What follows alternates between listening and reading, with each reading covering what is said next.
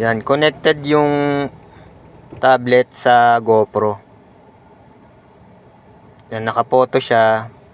Pag tinap mo, yan, naka-timer kasi ng 10. Ayan.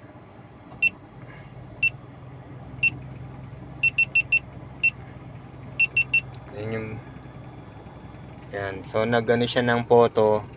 Pag video, yan, mas magbibideo siya. Yan, nagbibideo yan. Then, yan, habang nagbibideo yan, no?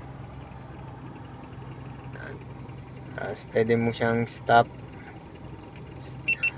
Stop. Pwedeng enable preview.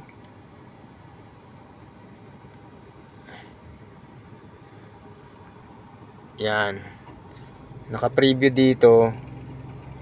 Yan. Kung ano yung nandun sa may GoPro, dito rin yung ano, may display din dito.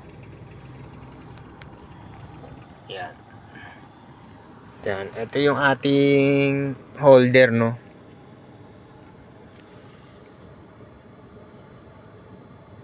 Yan. Balik natin.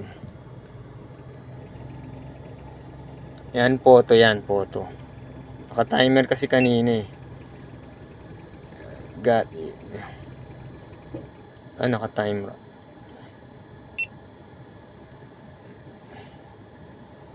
May settings din dito. Pwede natin dito i-turn off yung GoPro. Turn off.